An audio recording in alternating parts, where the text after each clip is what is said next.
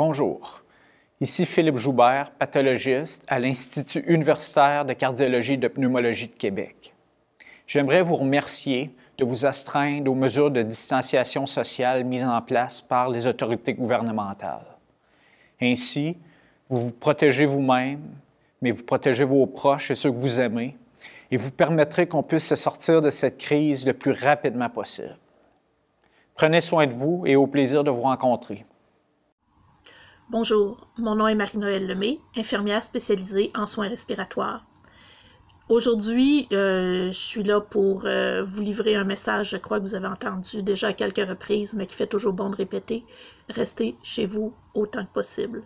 Si vous devez malgré tout sortir, posez-vous la question, en avez-vous vraiment besoin? Si c'est le cas, à ce moment-là, essayez de planifier vos achats, de les regrouper pour éviter les sorties à répétition pendant la semaine. Si c'est possible, essayez de planifier pour quelques jours, voire une semaine d'achat à l'épicerie, sans évidemment faire un pillage des stocks qui se trouvent là-bas. On a vu que c'était parfois un problème. Et pensez aussi toujours à respecter la distanciation sociale, 2 mètres de distance avec tout le monde. Des fois, c'est pas toujours évident à l'épicerie et tout, mais si chacun fait un effort, c'est possible. Il y a des mesures aussi qu'on peut prendre, comme par exemple, scannez vous-même vos articles quand c'est possible aussi. À ce moment-là, ça diminue le contact et pour vous et pour le caissier ou la caissière. Privilégier, encore une fois, quand c'est possible, le paiement sans contact direct. Et encore une fois, si c'est possible, faites-vous livrer. Je sais que c'est pas toujours évident à ce niveau-là. Au niveau des contacts humains, les seules personnes que vous devriez fréquenter sont celles qui vivent avec vous.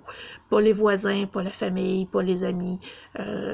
Ça fait quand même une différence. Rappelez-vous que les gens peuvent être contagieux bien avant d'avoir des symptômes. Donc, il faut toujours être prudent. Et finalement, n'oubliez pas la plus importante des directives, le lavage des mains fréquent. C'est vraiment une des choses qui fait toute la différence. En respectant toutes ces règles-là, j'espère très sincèrement que je n'aurai pas à soigner ni vous, ni un de vos proches sur mon unité. Sur ce, faites attention à vous, protégez-vous, restez chez vous. Bonjour, je suis David Gourde, infirmier au CIUS du Nord de l'île de Montréal. Plus que jamais, vous avez la solution entre vos mains. Votre santé est entre vos mains. Lavez-vous bien les mains, c'est à vous de jouer.